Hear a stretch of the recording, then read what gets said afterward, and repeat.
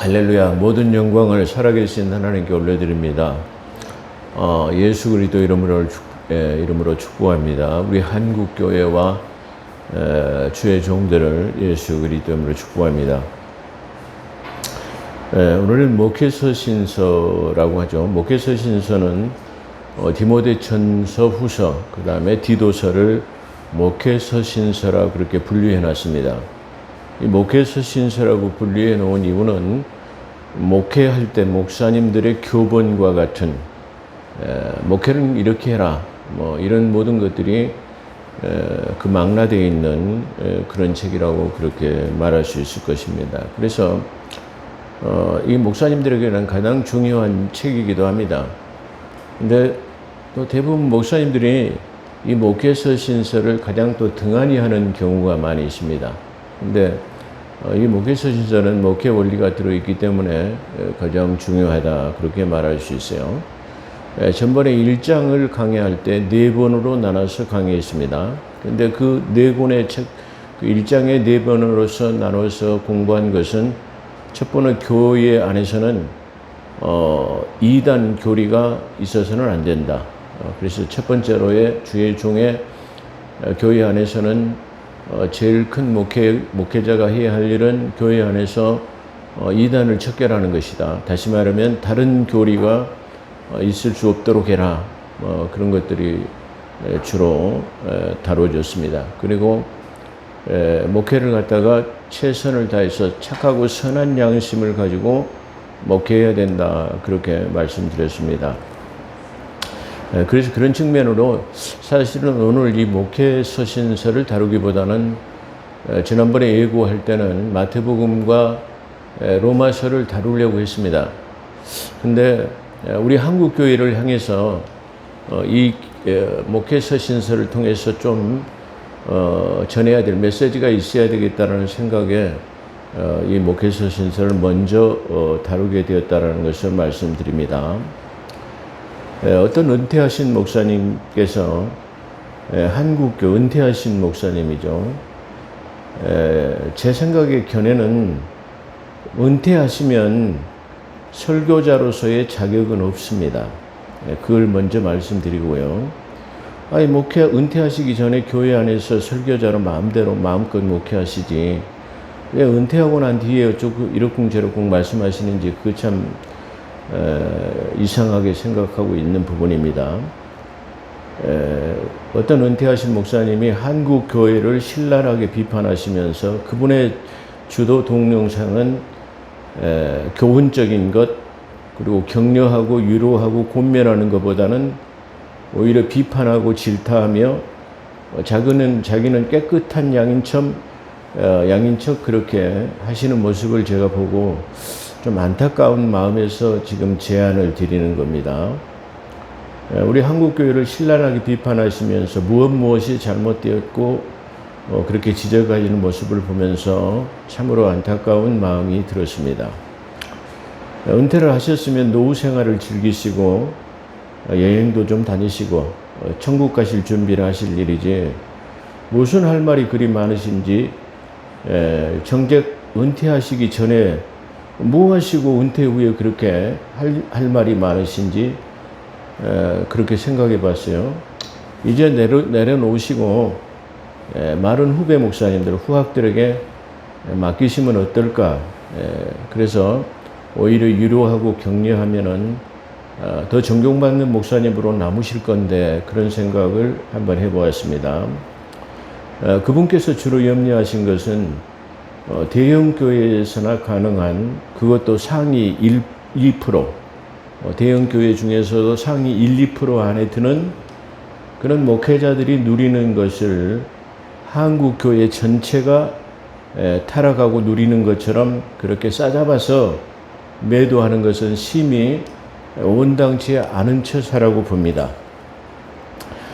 우리 한국 교회는 약 5만여 교회, 그리고 가정교회까지 해가지고 약 6만여 교회가 있습니다. 그런데 그 중에서 자립교회 약 20% 내입니다. 그렇다고 한다면 나머지 80% 정도, 약 5만여 교회는 5만여, 5만, 4만 8천에서 한 수치로 따지면 한 5만 정도 되겠죠. 이 교회들은 미자립 교회입니다. 미자립이라는 것은 뭐냐 그러면 자체 내에서 이렇게 모든 것을 운영할 수 없고 누군가가 선교 헌금을 보내주거나 후원을 하지 않으면 안 되는 그런 교회를 말할 때 미자립 교회라고 합니다. 대부분 이 미자립 교회는 전월세를 사는 교회입니다. 또 그런 중에서도 아주 취약계층에 있는 어려운 교회들은 교회 목사님께서 교회 청소, 또 저희들도 마찬가지로 저희 집사람과 화장실 청소를 저희들이 다 합니다. 계단 청소고 뭐고. 그래서 교회 청소는 물론이고 차량 봉사, 또 시간이 나면은 막노동이나 택시 운전 또는 학원 차량을 운전해서 투잡이라고 하는 이런 것들을 통해 가지고 이 사명을 감당하는 목회자들이 한국에는 대다수가 많이 있다라는 것을 우리가 기억해야 합니다. 그런데 한국 교회 목회자들이 전부 타락하고 막 많이 누리고 그렇게 생각한다면 그건 좀 잘못된 것이다. 그렇게 생각할 수 있어요. 물론 그분이 염려하는 많은 뭐 사례금, 뭐 좋은 아파트, 좋은 차량을 가지고 있는 것, 그걸 누리는 사람은 아마 상위 1, 2% 안에 드는 교회라고 그렇게 볼 수 있을 것입니다. 만약 교회 재정이 넉넉해가지고 단임 목회자를 섬길 수 있다면 얼마나 좋겠습니까? 근데 또한 그렇게 그 대형 교회를 이루어서 많은 사례금을 받을 수 있다고 한다면 그렇게 그 얼마나 노심초사해서 그 대형 교회를 일구어 놓았다고 한다면 또 그분에 대한 그 공로로 마땅히 섬김을 받을 만한 그런 분이라고 저는 그렇게 사료가 됩니다. 우리 하나님의 말씀에 보면 갈라디아서 6장 6절을 보게 되면 이렇게 말씀하고 있습니다. 가르침을 받는 자들은 말씀을 가르치는 자와 모든 좋은 것으로 함께하라. 예? 모든 좋은 것으로 함께하라. 말씀을 가르치는 목회자하고 할 수 있다면 좋게 잘 대우해줘라. 좋은 것으로 이게 함께해라 말이야. 그렇게 말씀하고 있어요. 또 히브리서 13장 17절에는 이렇게 말하고 있습니다. 너희를 인도하는 자에게 순종하고 복종하라. 그들은 너희의 영혼을 위하여 경성하기를 자신들이 청산할 자인 것 같이 하느니라. 그들로 하여금 즐거움으로 이것을 하게 하고 근심으로 하게 하지 말라. 그렇지 않으면 너희에게 유익이 없느니라. 이렇게 말씀하고 있어요. 또 성경에서는 목회자에게 하는 말이 아니지만 이렇게 말합니다. 마태복음 18장 10절에 보면 너희 작은 소자에게 한 것이 주님께 한 것이다. 그분의 주로는 목사님을 잘 섬긴 거 그거 하나님한테 한 것이냐 이렇게 비판을 하시더라고요. 그렇습니다. 하나님께서는 작은 어린아이에게 한 것도 하나님께 한 것이고 또 하나님의 말씀을 맡은 자를 잘 대하는 것도 하나님께 하는 거예요. 근데 그분은 그게 하지 못하게 한단 말이에요. 그래서 이게 하나님의 말씀을 이렇게 잘 하라고 하고 있는데 그렇잖아요. 또 성경에서는 그렇잖아요. 많은 이 사도들에게 하나님의 말씀에 나타나는 의도가 뭐냐 그러면 나그네를 잘 대접해라. 손님 접대를 잘해라. 작은 소자에게도 잘해라. 이게 수없이 이게 나누고 섬김의 삶을 할 수 있도록 하는 것이 하나님의 뜻이에요. 근데 주의 종을 대접하지 말아라. 주의 종을 대접해서 하나님 대접은 아니니까 하지 말아라. 이렇게 잘못된 것을 가리키고 있기 때문에 이것이 참 그분의 유튜브가 수십만 이 성도들이 시청을 하고 있더라고요. 그래서 이게 참 좋은 영향을 미쳤으면 좋을 텐데 그러지 못하고 있고 또 성경에서는 그렇게 가르치지 않고 있는데 저분은 이상한 그런 것을 잘못된 것 비판식으로만 가르친 것 사돈이 논사면 배 아파한다고 그분 자기 자신은 대우를 못 받고 다른 사람들이 대우받는 것이 배가 아파서 그런지 모르지만 그렇게 할 수만 있었으면 하면 좋겠습니다. 그렇잖아요. 어떤 교회 목사님은 교회에서 30만 원의 교통비 사례금을 받고도 감사하게 이 사역을 감당하고 있다고 그래요. 어떤 교회는 지금도 목회자가 없어가지고 성도들만 모여서 기도하는 교회도 있어요. 뭐 사실 제가 이런 말을 하면 목사님도 사례금을 많이 받으니까 그런 편에 서서 말씀하시는 거 아닙니까? 그렇게 말씀하실지 모르지만 저도 한 15년 정도는 자비량으로 목회했습니다. 지금 현재는 한 2년 전에 제 사례금을 100만 원으로 책정해서 100만 원을 받아가기로 되어 있습니다. 근데 지금 교회 재정이 넉넉치 않아가지고 3개월째 사례금도 못 받고 있습니다. 그런 교회들이 대다수인데 어떻게 그런 말을 하실 수 있을까? 그렇게 생각을 한번 해봅니다. 데살로니가 전서 5장 12절에 보면 형제들아 우리가 너희에게 구하노니 너희 가운데서 수고하고 주 안에서 너희를 다스리며 고난한 자들에게 그것을 너희가 알아주고 그들의 역사로 말미암아 사랑해서 가장 귀하게 여기며 너희 안에서 화목하라. 이렇게 말하고 있어요.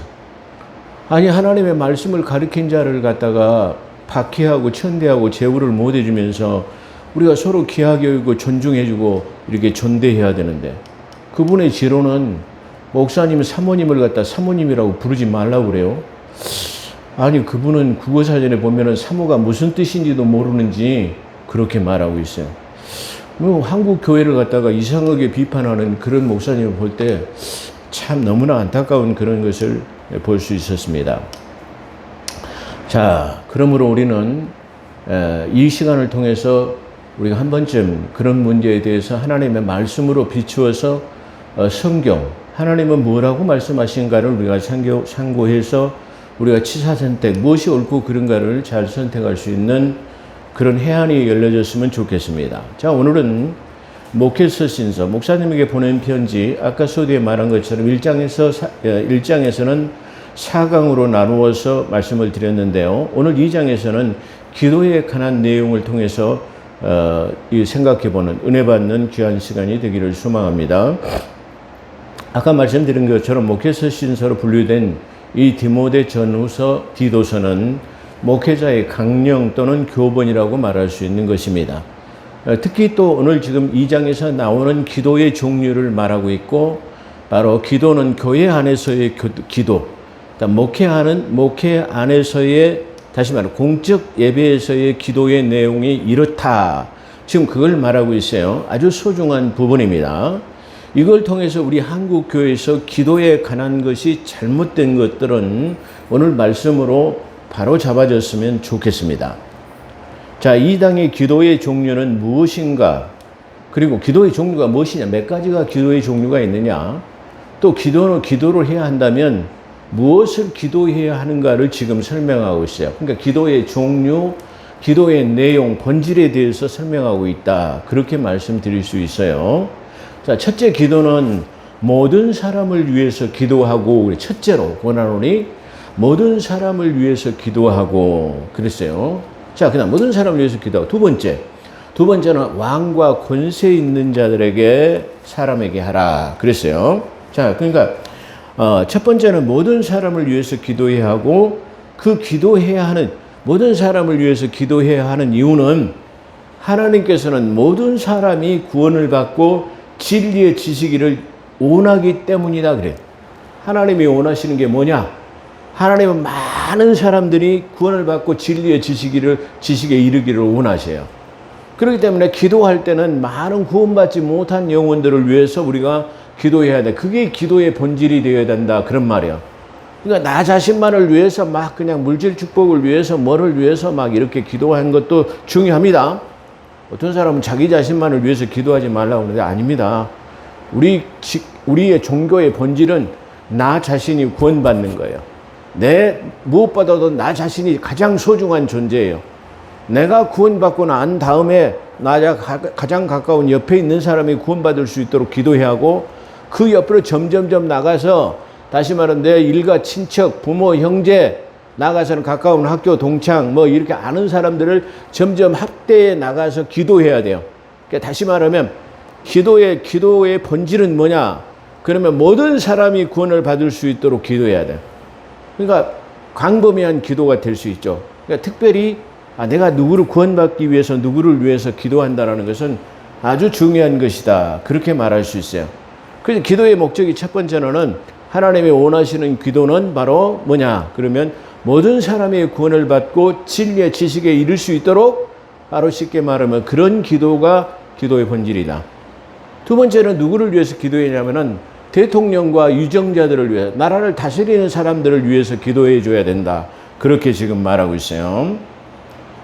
자, 우리가 왜 그런 사람들, 아까 첫 번째 말했죠. 모든 사람을 위해서 기도해야 하는 이유는 하나님께서 그들이 구원받는 것을 원하시고 계시기 때문에 하나님이 원하시는 기도를 해라. 그런 말이에요. 자, 두 번째는 왕과 대통령, 다시 말해 유정자들을 위해서 기도해야 되는데 그 이유를 설명하고 있어요.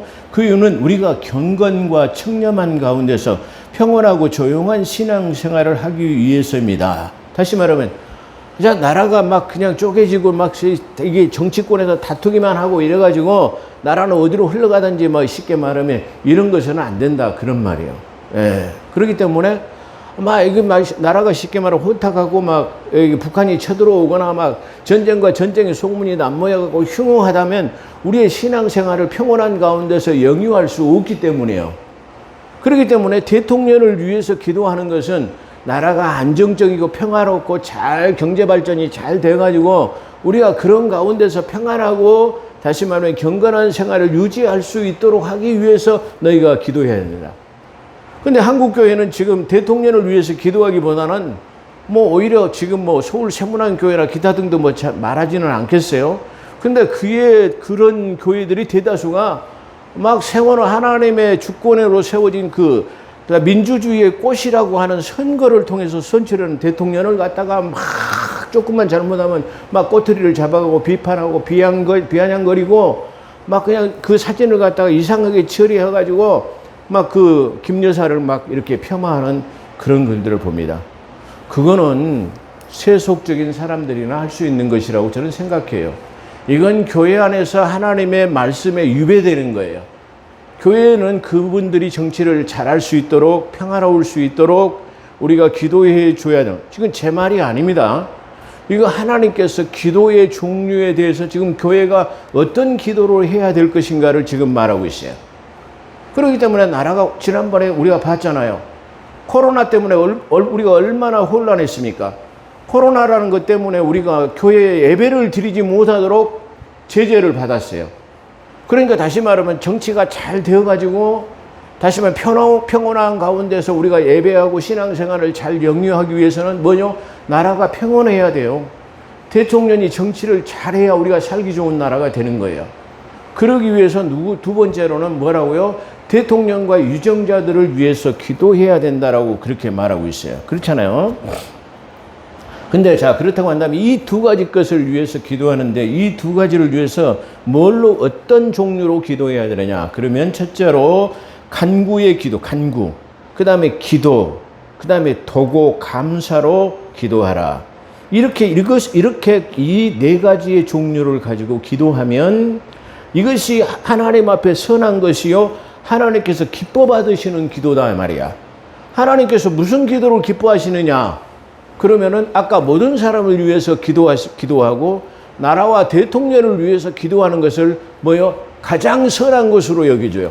그러니까 다른 기도도 많이 있지만은 많은 기도 중에서 하나님이 선하게 여기시는 기도, 선한 것으로 여겨주는 기도가 바로 모든 사람을 위해서 기도하고 그 다음에 나라와 유정자들을 위해서 기도하는 기도를 하나님께서 선하게 여기시고 그 다음에 기뻐하시는 기도예요.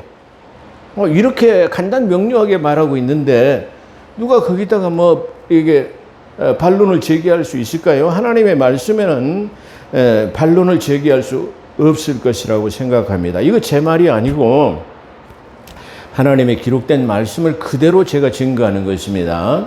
자, 그런데 지금 우리가 가지고 있는 아까 우리 부목사님께서 나오셔가지고 본문을 낭독할 때 도고를 말했어요. 근데 지금 우리가 가지고 있는 성경에는 도고가 없어요. 예, 도고. 그러면 지금 여기서 말하는 간구 잘 알죠? 기도는 것이 우리 입에서 나오는 모든 것을 내 말이 내 귀에 들리는 대로 내가 시행하리라. 그러니까 이 기도라는 건 모든 것이 함축되어 있는 감사, 찬양, 불평, 불만, 저주, 축복 모든 것이 다 이게 그 안에 함축되어 있다고 말씀드렸죠. 그럼 도고는 뭐냐? 그러면 도고는 우리가 누구를 위해서, 모든 사람을 위해서 기도하는 것, 그런 것들을 도고라 그래요. 근데 그렇다고 하면 밑에 나오는, 자, 그래서 지금 우리가 이 앞전 개정개혁판, 우리가 지금 개정개혁 4판을 보고 있는데 여기는 도고가 빠졌는데 이 앞전 개혁 성경에는 도고가 들어있어요. 도고가 뭐냐? 그러면 아까 말한 우리가 모든 사람을 위해서 기도하는 것, 나라와 대통령을 위해서 기도해 주는 것, 이걸 갖다가 도고에 해당된다, 그렇게 말할 수 있어요. 근데 밑에 보면은, 자, 이렇게, 그래서 이 기도에 관한 것을 1절로부터 7절까지 한 문단으로 이렇게 나누어진 것 같지만 그 자세히 내용을 보게 되면 1절로 4절까지 딱 그걸 분류해 놓고 그 다음에 뭘 말하냐면 중보를 말해요. 그렇죠? 중보를 말하는데 여기서 이 중보가 그러면 무엇이냐 설명하는 것은 하나님과 사람 사이의 중보는 한 분이다 그랬어요. 오늘날 우리 한국교회가 가장 잘못 쓰고 있는 단어가 중보 기도해달라고 막 그러거든요. 그건 중보 기도가 아니고 도고에 해당된다, 그렇게 말할 수 있어요. 그러니까 좀 말하기 단어가 좀 어렵기 때문에 그냥 도고해 주세요 말하지 않고 그냥 중보해 주세요라고 말하는데, 중보는 사람과 하나님 사이에 할 수 있는 한 분이신 예수님밖에 없어요. 그러니까 중보라는 뜻은 뭐냐면은 어떤 뜻이죠? 중보란 원래 적대 관계에 있어서 등이 져가지고 그분과 화해할 수 없고 그분에게 이룰 수 없는 관계를 말하는데, 어떤 누구의 중재로 그분 앞에 나갈 수 있도록 만들어놓은 중재자, 중보자, 그분을 통해서 가까워질 수 있는 걸 말할 때 중보예요. 근데 그 가까이 나갈 수 있는 중보자가 사람이신 예수, 완전하신 그분인데 어떻게 그러면 그분을 통해서 하나? 그분이 우리의 대속물로 주셔서 우리를 갖다가 속전, 자기를 몸값으로 들여서 우리를 하나님 앞에 이룰 수 있도록 해놓으셨다고 지금 여기서 말하고 있어요. 그래서 그분 한 분뿐이신 그분만이 중보자라고 말해요. 그러니까 중보는 아무나 될 수 있는 거 아니에요. 중보는 예를 들어서 당신이 죽을 죄인인데 내가 중보해갖고 하나님이 이룰 수 있도록 만들어 놓을 수 있는 자격을 갖춘 자가 중보할 수 있는 기도의 권리자예요. 그게 중보자예요. 근데 우리 한국교회에서 그냥 중보 기도를 그냥 이게 너무나 남발시켜가지고 이게 잘못 사용하고 있는데, 원래의 중보라는 우리를 대속물에서 속전으로 우리의 죄인된 우리를 속전을 내가지고 그분을 통해서 저 영원한 하나님 앞에 이룰 수 있도록 만들어 놓으신 분이 누구냐 그러면 중재자이신 중보자이신 예수 그리스도. 그분은 어떻게 우리를 갖다가 중보자로 세우셨냐 그러면 그분을 통해서만 하나님 앞에 이룰 수 있도록 그분이 우리의 모든 죄값과 그 모든 죄값 대속물로 우리를 주셨기 때문에 가능하다고 지금 말씀하고 있어요. 그래서 하나님이 이룰 수 있는 것을 말하는 것으로 그가 모든 사람을 위하여 자신의 몸값으로 내어주신 것을 우리가 말하고 있다는 것을 말할 수 있습니다. 자, 우리가 그런데 이 지금 공적 예배에서 목회에서의 기도의 네 가지 것을 말하고 중보 기도에 대해서 말하고 누구를 위해서 기도해야 되나, 하나님이 뭘 기뻐하시느냐 그렇게 말하면 아까 모든 사람을 위해서 나라와 유정자들을 위해서 기도하는 것이 하나님이 가장 선하게 여겨주신다. 그 다음에 그것이 하나님께서 가장 기뻐하시는 내용이다. 그렇게 지금 말씀하고 있어요. 근데 우리가 여기서 한 가지 이 강가에서는 안 될 것이 있어요. 우리가 생각해 보면 뭐가 좀 빠진 것 같은 것이 있어요. 그 뭐가 빠졌냐면은 방언 기도라는 방언 기도가 빠졌어요.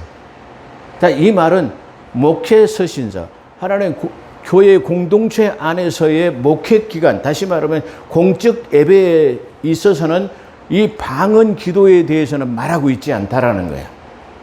그래서 이 방언 기도에 대해서는 고린도전서 12장 은사장에서만 기도하고 있는데, 그래서 사도 바울은 내가 그 방언 기도를 하지 말라고 하는 것은 아니다. 근데 방언 기도도 하긴 해라 말이야. 근데 뭘 위해서? 너의 영적 성장을 위해서 내 자신만이 해라. 만약에 그것이 공적 예배에서 방언 기도가 필요하다면 반드시 방언을 통역하는 사람이 있어야만이 방언을 한다. 자, 이거 쉽게 설명한다면, 자, 누가 방언 기도를 하면 누가 그 방언 통역을 할 사람이 있어가지고 방언하는 사람이 여럿이 있다 할지라도 차서에 따라서 먼저 이 사람이 하면 그 다음에 통역하고 그 다음에 다른 사람이 방언하면 통역하고 그렇게 해라. 만약에 통역할 사람이 없으면 다른 말로 말하면 방언하지 마. 공적 예배에서는 안 돼라고 말하는 거예요. 그렇기 때문에 그러면 방언은 하지 말라는 것인가? 아니다. 사도 바울이 하라고 그래요. 뭐 언제 하라는 것인가? 나의 영적 성장을 위해서, 나의 은사 개발을 위해서 하라는 거예요. 그렇지만 공적 예배에서는 안 된다라고 딱 규정해 놨어요. 그렇기 때문에 지금 목회 기간 공적 예배에 대해서는 바로 이런 것들을 위해서, 자, 그러잖아요. 우리가 기도했어요. 오늘 장로님 기도하셨는데, 자, 이게 공적 예배에서 기도해야 될 것은 많은 사람들이 구원받을 수 있도록 많은 영혼들이 이 주변에 있는데 그분들이 구원받아서 우리 교회 안에서 예배 드릴 수 있다라는 그런 기도의 내용이 아까 들어갔어요. 근데 아까 빠진 것이 하나 있다고 한다면은 이 나라가 평온한 가운데 이 유정자들이 나라를 잘 이끌어갈 수 있도록 해달라는 그 기도가 첨가되었다고 한다면 그 기도는 금상첨화와 같은 기도였을 거예요. 그렇기 때문에 반드시 공적 예배에서의 필요한 기도의 내용은 뭐냐? 그럼 모든 사람의 구원을 받을 수 있도록 하는 것, 그 다음에 두 번째로는 나라와 대통령을 위해서 기도하는 것, 그것이 반드시 필요하다. 그걸 우리가 말할 수 있어요. 그래서 원래 그 방언 기도는 공적 예배에서는 하지 말라는 것은 아니다. 사도 바울도 그렇게 말하죠. 그래서 그것을 자제해서 공적 예배에서는 좀 자제해야 된다라는 것을 말하고 있어요. 그래서 중보라는 말은 바로 예수 그리스도 한 분이라고 딱 정의하고 있는데 왜 우리 한국교회에서는 중보라는 낱말을 그렇게 잘못 오용하고 있다는 것을 우리가 볼 수 있는 것이죠. 그래서 이 한국교회에서 가장 잘못된 단어가 바로 뭐냐 그러면 바로 이 중보라는 그런 단어이다. 그렇게 말할 수 있을 것입니다. 그래서 중보자는 누가 우리를 위해서 대속물이 될 수가 없다라는 것을 말합니다. 대속물로. 다시 말해 속전을 치러줄 수 있어가지고 나를 대신해서 하나님 앞에 나갈 수 있도록 해주는 분이 누구예요? 중보자예요. 근데 그 중보자는 속전이라고 하는 대속제물이 되어졌을 때 그의 중보자가 된다라는 그런 말이에요. 지금 이 디모데전서에서 지금 아까 명확하게 설명하고 있다는 것을 우리가 볼 수 있습니다. 자, 결론적으로 말한다면 결론입니다. 사도 바울은 내가 이것을 위해서 설교자로 세워졌다라고 해요. 설교자, 반포자, 선포자. 내가 이것을 위해서 설교자로 세워졌다 말이야. 내가 그래서 이 설교자로 선포자로 설교자로 세워졌고 그 다음에 사도로 지명을 받았다는 말은 보냄을 받았다는 말. 누구에게? 교회에 파송되고 많은 사람들에게 보냄을 받아가지고 이걸 가르치도록 이것을 내가 지명을 받았다. 그런 뜻이에요. 그래서 사도 바울은 내가 이를 위해서, 그러면 이 일을 위해서는 뭐죠? 아까 말한 지금 이 디모데전서 목회의 본질인 이것이 지금 여기서 설명하고 있어요. 그 무엇을 위해서 지명을 받았냐면 믿음과 진리 안에서 내가 이방인의 선생이 되었노라. 이방인의 선생. 그렇죠. 그래서 바울은 설교자의 목사의 본분을 지금 설명하고 있다면 내가 그럼 무엇 때문에 내가 이게 설교자로 그 다음에 무엇 때문에 내가 사도로 지명을 받아갖고 교회를 세웠느냐 이걸 말하죠. 그러면 내가 이것이 뭐냐 그러면 아까 제가 서두에 설명한 것처럼 모든 사람이 구원받을 수 있도록 종교적 강화를 가져오는 거예요.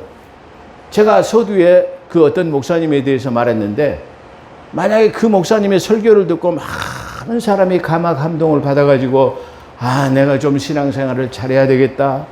또 주님을 좀 잘 섬겨야 되겠다. 내 이웃과 형제를 위해서 나그네 대접하고 손 대접하기를 잘해야 되겠다. 또 우리 목사님을 존대하고 우리가 좀 잘 대우를 해줬으면 좋겠다. 이런 마음을 가지고 있는 그런 마음이 있어야 된다라는 것이죠. 근데 그렇지 못하면은 그것이 어떤 결과를 가져오느냐 그런 말이에요. 그래서 사도 바울은 자기가 지금 전도자가 되고 다시 말하면 설교자하고 선포자로 그 다음에 이방인의 스승이 된 이유 목적은 바로 이것을 위해서 내가 이방인의 설교자로 선포자로 그 다음에 누구냐 이방인의 스승이 되었다 그래요. 그렇죠. 우리 믿는 사람은 자연적으로 진리 안에서 서는 사람이 돼요. 진리의 성령. 어떤 그분들이 누가 뭘 지적하고 막 이렇게 비판하고 해가지고 우리가 되어지는 거 아니에요. 대단히 죄송해요. 그분의 지론은 요즘에 젊은 목회자들이 사람을 너무 몰라. 그냥 그런 사람들은 목회자가 될 자격이 없어. 막 그렇게도 말하시더라고요. 아니, 그렇다고 한다면 누가 처음부터 목회를 잘한 사람이 어디가 있습니까? 누가 인생의 경륜이 많은 사람이 어디가 있습니까? 실패와 좌절을 통해 가지고 내가 점점점 정금처럼 나오게 되고, 그렇잖아요. 성경에서도 그러잖아요. 우리가 시련과 고난을 통해서 정금처럼 나오는 거예요. 젊은 목회자가 목회를 시작했다 할지라도 많은 시행착오와 그 실패를 통해서 내가 견고하게 되고, 거기서부터 그 경륜을 통해서 하나님이 무엇이 기뻐하신가를 통해 가지고 내가 점점점 완숙해지고 정금처럼 나오게 되는 거예요. 너는 젊어서 사람을 모르게 목회하지 마? 아니, 성경에서 이 디모데라는 목사님은 젊은 목사님이에요. 그래서 성경에서 너희의 연소함을 모든 사람에게, 이게 쉽게 말하면 보이지 말아라. 너희가 나이가 젊으니까 말이야, 너를 얕잡아 볼 사람이 있어. 그렇기 때문에 너의 연소함을 보이지 않기 위해서는 더 하나님의 말씀으로 정진하고 공부하고 노력해라 말이야. 하나님의 말씀을 나누어서 분별하고 스터디하라 말이야. 영어로 그렇게 돼 있어요. 그래서 너희가 다른 사람이 너를 업신여기지 못하도록 하라 말이야. 그렇게 말하고 있는데, 젊은 사람은 젊은 목회자들이 사람을 너무나 모르기 때문에 목회하지 마라? 그러면 목회할 사람은 전부 다 70, 80 넘어가지고 자기같이 은퇴하고 이 쪼그랑 망태기가 된 사람들만 목회할 수 있다는 자격이 있다, 이 말인가요? 아니, 도대체 그분의 사상이, 생각이 어디다가 두고 있는가를 모르겠어요. 저도 성경을 본이라고 봤다라고 생각하지만, 젊었을 때 지나온 과거를 생각해보면 내 자신이 너무 교만하고 성경을 안다라는 그런 이제 알팍한 지식 때문에 시행착오를 너무 많이 하고 너무 잘못한 것이 많았어요. 그래서 지금은 이제 뭔가 알만하니까 뭐가 됐어? 이제 은퇴할 시기가 얼마 안 남았어요. 그래서 우리 집사람은 나한테 그런 말을 해요. 여보, 좀 오래 하세요. 누가 그만두라고 할 사람 없는데, 목회 정년이 우리 교단에는 75세까지예요. 근데 저는 70세에 정년을 하려고 그렇게 마음을 먹고 있어요. 우리 집사람은 극구 반대예요. 아니, 이왕이 누가 70세에 은퇴하라고, 교단 헌법도 75세까지인데 그때까지 해도 누가 나무라 그럴 사람이 없습니다. 그래요. 제가 만약에 70세에 은퇴하려면 3년밖에 안 남았어요. 3년하고 은퇴해야 되고, 만약에 75세까지 해야 된다면 앞으로 약 8년 정도 남았어요. 그것도 여러분들이 전도가 좀 잘해지고 목사님 계속 좀 설교해 주십시오 하면은 제가 8년 할 거예요. 근데 그런 내용이 없으면, 우리 목사님 꼴보기 싫으니까 빨리 은퇴하시면 좋겠다는 분이 있으면 앞으로 3년 안에 2025년 12월 말까지 그렇게 끝내려고 합니다. 위에서 기도해 주시고, 저는 그래서 요즘에 기도의 제목이, 하나님 언제까지 저를 쓰실랍니까? 70까지 쓰실랍니까? 아니면 75세까지 쓰실랍니까? 아니면 모세와 같이 80세처럼 120세 돼가지고 불러가실 때까지 사용하실 것입니까? 제가 요즘에 그런 기도 제목을 하고 있습니다. 그런데 우리는 세상의 모든, 제 말도 믿지 마세요. 제 말도 믿지 말고 유튜브 선상에 나오는 모든 말씀, 특히 목회자가 아니고 강단에서 설교 강단에서 교회를 가지고 있지 않는 사람들의 설교는 듣지 마세요. 어찌 됐든 간에 교회를 가지고 있는 사람들의 설교가 중요한 거예요. 하나님의 핏값으로 세우신 교회 안에 설교자로 세우는 것과 교회 밖에 있는 것, 은퇴하거나 이게 쉽게 말하면 교수가 돼가지고 교회를 가지고 있는 사람 설교는 무가치한 거예요. 저는 그런 원칙을 가지고 있습니다. 그렇기 때문에 은퇴하신 분들의 설교 귀 기울이지 마세요. 어떤 분들은 소천하시고 몇 년이 됐는데 그런 유튜브가 지금도 돌아다니는데 그걸 경청하고 있는 사람들이 있어요. 안 맞습니다. 왜 안 맞죠? 그분의 설교는 몇십 년 전에는 맞을지 몰라도 지금 현재 현 시대에 오늘을 살아가는 우리의 문화적 환경과 지금 문화적 옷을 입고 오기에는 거리가 멀어요. 다시 말하면 지금 현재 그 현대에 맞춰 지금 현실에 맞는 실사용하기는 좀 거리가 멀다라는 것을 물론 하나님의 말씀이기 때문에 변함이 없는 진리로 우리한테 다가올 수는 있지만 그런 건 안 맞는 거예요. 우리가 이렇게 하나님의 말씀을 가지고 살아가는 신앙하는 믿음을 가지고 살아가는 사람들이 우리가 무엇을 치사선택해야 하고 무엇을 우리가 신앙으로 삼아야 하는 것을 우리가 잘 생각해 봐야 돼요. 예. 자, 그런 것처럼 우리는 사도 바울은 지금 자기의 목회 사명을 분명하고 있습니다. 그렇죠? 그 자기가 이 어떤 일을 위해서, 이가 뭐죠? 이를 위해서 자기를 설교자로 세우고 사도로 세웠는데, 바로 지명, 하나님께로 너로 이 선교사로 지명을 받아서 믿음과 진리 안에서 내가 이방인의 선생이 되었노라. 바울은 목사의 본분을 설명하고 있습니다. 이것은 뭐냐 그러면 모든 사람이 구원받기 위한 선포, 구원받을 수 있는 종교적 강화를 가져올 수 있는 설교를 해야 된다 그 말이에요. 그 다음에 사람과 인간 사이의 중보자의 신분이 한 분이다. 예수님이다. 예수님을 통해서만 하나님 앞에 갈 수 있다.